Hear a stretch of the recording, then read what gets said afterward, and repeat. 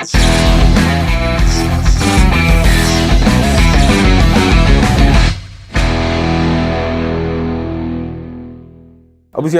esan ahia bi mu ha power extra sene da mamunya na ntie na disua ye haban abibiduro ye bibiduro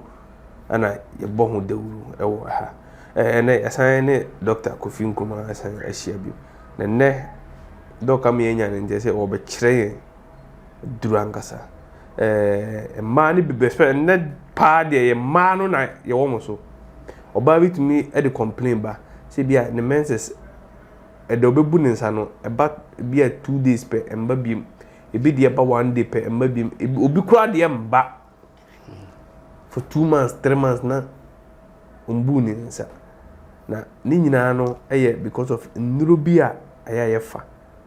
se ne bia ye mpese bia ye ne mema gura ni nsen beba nti ne yakosesa pills bia hu hia se wo se yefa ne yafa ano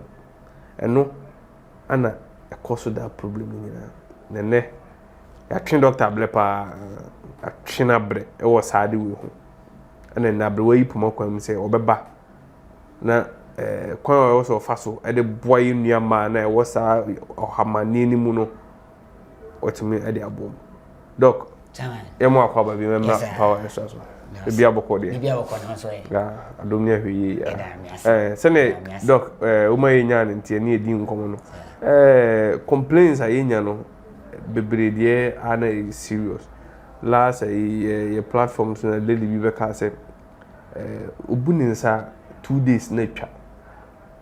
ebi de ba 1 day na akọ hospital sa o say e normal o say e normal but ono no hu ni say enye normal tino wanya ba na e bo wa mane na o ka say o enye normal problem wo ho na say ni say netino na me say ne ne ye tu ye nsafro na wa ba be kirekirim ama o mate na mo hu kwan o be fa so a o betimi ayi sa ha o free do ase say unya o Menses for 1 day na etwa and 2 days na etwa can we say ade o is our hospital na say doctor ka say normal na say ye normal o kan no ye mama mo no mu twa 7 ko me 6 days 6 days 7 days by then say ye aduane mo aye di no nyina ye nuru ye nuru oh ni nyina nuru na na de bono bae no so ti we say kakra bia na o yare kakra bia na o Menses na stop sa obedient Mrs. almost by 2 months. Nipa ntimi ko twa scan almost say bibie ni ho. Ma doctor ba kon ye o ta afre me. E ma me mane nuru sa nuru for sa man. The doc habaya o de agu he. E de ana betimi e de aboa. Yo guava haban. Yo ordinary guava ya. Oba wo say me Menses mayi ena meko a mahu aye 1 day 2 days guava na haban no onya guava haban no onya jama haban no de ka ho a chaman eno a no ono a no fa kakaduru kakra entum na ono me kakra ono me be ye for a week so ohwe na ne Menses no e bia ka be ye 4 days amanaba on sha ase so obeno ana a week amana Menses na ba say banuma we say onnom no a week before sabebepe you menstrual we no ti e ba e be furo kama ani so be ye fefefe so ayere ama we o de call hospital o make say bibie ni ho na de na eku okay o de yen hwe say adifi ababedi system ni mu was doctor na say normal wo honom sa for some years na be call fibroid na ba anyway sir say what want them make doc oh ifina ba be gina mu sa enche bia me fan say be 18 years 18 years girl a wanya fibroid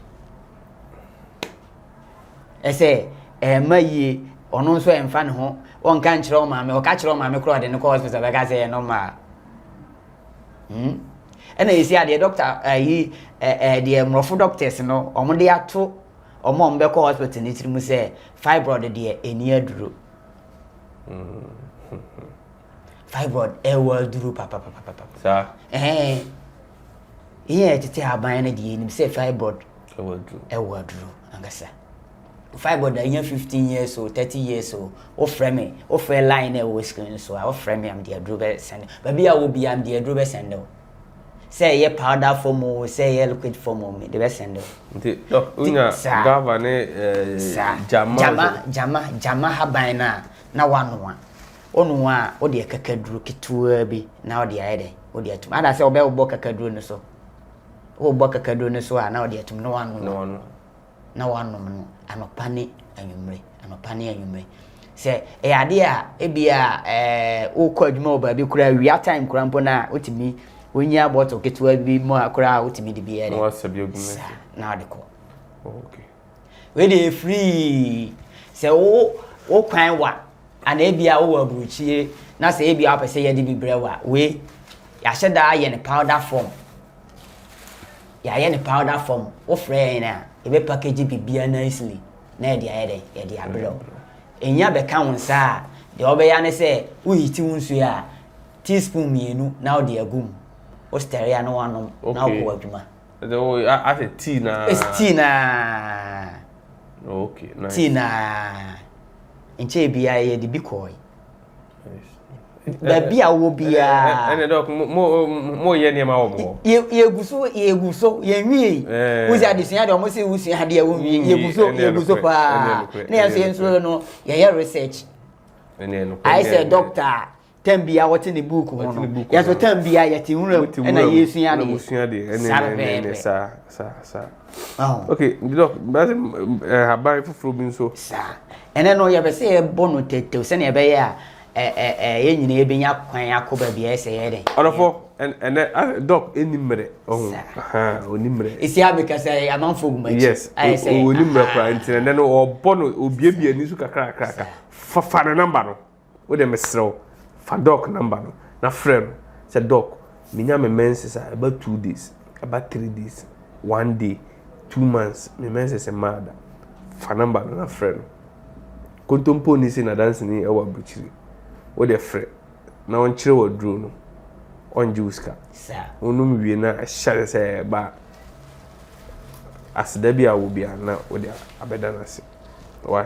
but wo hu bia we e friend edua dumfuo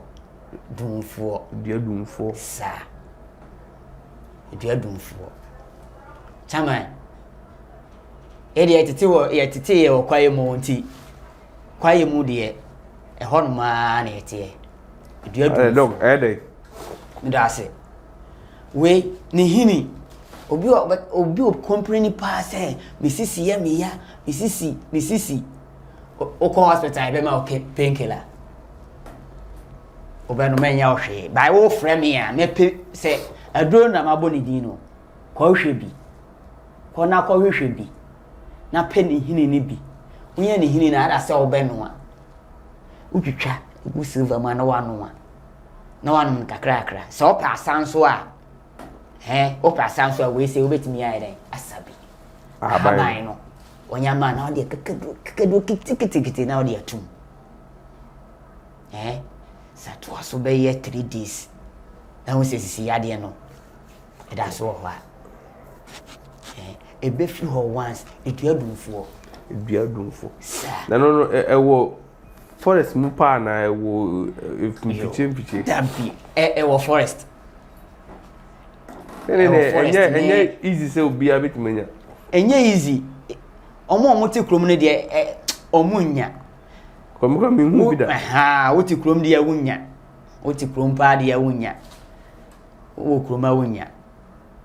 je bia o ma me bia o wo sa se kwa na yimo de o frɛ na o we ka se se dua we de me den minim de se unya ni hini na sa no twitwa no twitwa na wano say anopa no wabobi say like dido na anopa no wabobi dido na no wabobi ena we say nso chairman woni ma ade bia mo isan so ye obi a mfa nse be ye na wo atwitwim ebia wa wo be ye 7 years ne ba wo be 7 years wontimi e na yin se ne chia mame wadura ni obenu abi onu a pia petition ketuwa bi fa som odi soma na wanom onoma nom to aso for 2 weeks by men you know every day bia we no 3 days for 2 weeks 3 days we no ebe kwa ko horo awodi ni mu obi nso a wanya typhoid aduane to ne yema o say no munka wadura ni we say pebi na yede na ye se unya bi nso a o friend dog a ye de bi be yede ebebre na ismi that's it na ne dog xtra no say oba wa wo mu atwetwe bia wa wo baako o twen se bi mbeba but why ya mba yeah, but your friends say eduadumfo here obenua no wanu be wo kro awudi nim opiasan so a obetete haban ni bia ne o so de kakadu na wasa ebe ma awo no aba be ma osisi otwitwa ne hini no na wanu onum ne se dido anopa ne anwumre beji amaman bi wo osisi mu biara afro ado that's it foforo bi nso esan gugu wa foforo gu ha se we dey say obia nim nyankyere ne yiso ne ditwitwi okay ene dade sen ho no obia nim obi be bisa say na dog we dey da duro enye doctors no enye bebre na no munimo ohu aponchen ene edwan ne sa ohun se omotawe sa omotawe ohun se aboa bi enye sisi ade da na sen ase me te sana obi ka ho asem te sana obi social media na one herbal doctor bi na wo ka na wo ka we ho asem za that me hu yi kwa na twitwi ma adwen ko we na djuma pa ye pa no de adjuma ye ese sisi ade obi ani sisi ye ne ya pa no ompe we dodo na no mfa lemon gatwade ana se sala makutuo no lime akese no omfa bi no twitwam no mfa muso no no a onom na nopa awia nwumre se ntisi ne kura chia ebetni wow isi na chia kura ebetni ati say haban a ewo ye nchen yemmu no eno kwa na ye adwuma o sa because we yesusu ane ye di twi dade sen ho ne ye desk ye fia eno na ye di twi eso ne ye nim say ya duro si ya ya itimi kio sisi ya dia duro papa chama so ena wo pe bi kura wonyam bi say ye de nu agu ye haban ni ye nu ye twa ni nyina to ogu problem a sisi ya ye fisi wo Ghana no enso eno na nka begie obusia se ne do ko kan sisi ene wa kire sisi ya de nu na bebre se we na wunya we dey common ubenya wo sisi problem driver for mo amotete banks office wo say ye trasia na ye sisi mesro fa doc number no onene nkasa doc se ni na omma wa kwankyere ne ye onye uska na mu uwia bedanase uwia na hu ni se ho atowa nso di no kre na bedanase doc edebim chairman asan ta bai obi nso ho no ma wose mentimi na Bi on mo se mada ye 2 hours 3 hours ba ni pa de anka ache wona ma se woda almost be 6 hours 6 7 8 hours sa wase wada ye 2 hours na ni ate frame na me nchire waduru na ye ni fridge frame na chire waduru wase frame na me nchire enya fe na obekwa akoto palate ni bi ku ni sa we se mu no na chire waduru free ena obi nso ho no ma wase me yeslim me pese me yekese ye wo na chira kese ho no mo ba se o pese e bia weight no akra be ka ho a menko gina ba bi nkototo nuru wo drasto frame o frenya e be chire wadu o frenya ahomache wan kura e be chire wadu na dok obi hwew na ni agye nsema o kan pese oba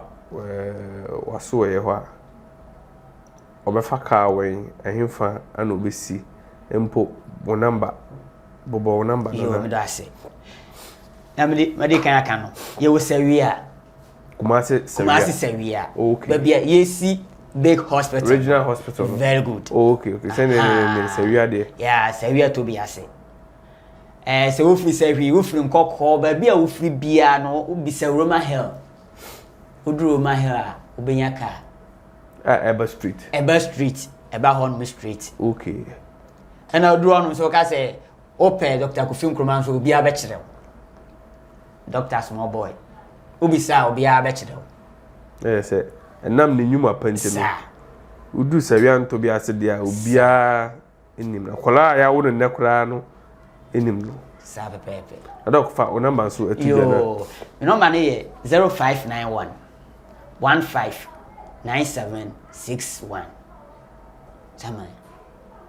Send a dog, Akano. I say, no, they watch there.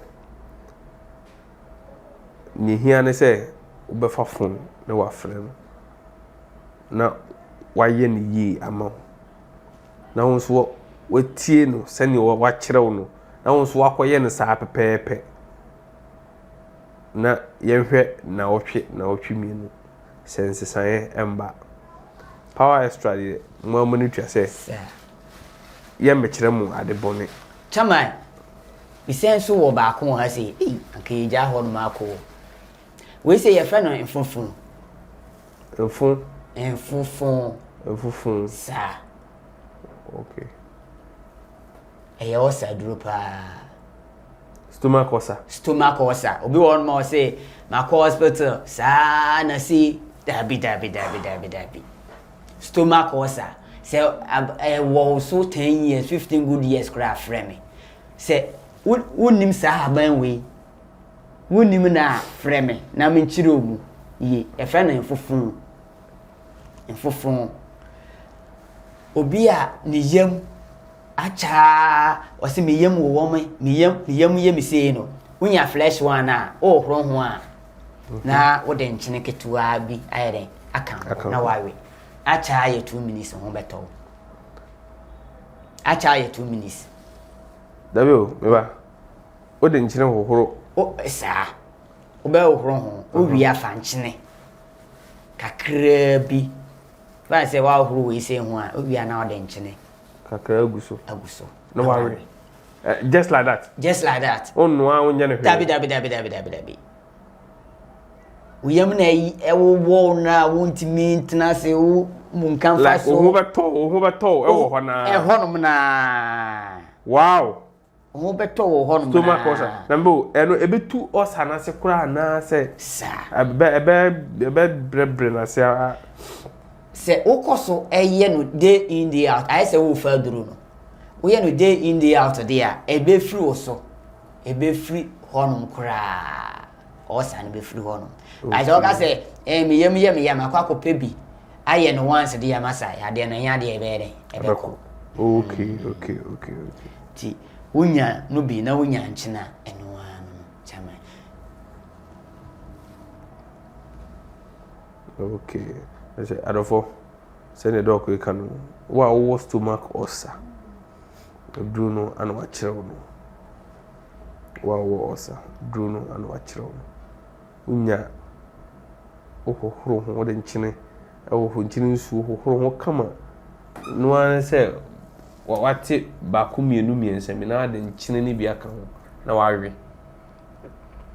less than 2 minutes 3 minutes yam na ɛwɔ no should stop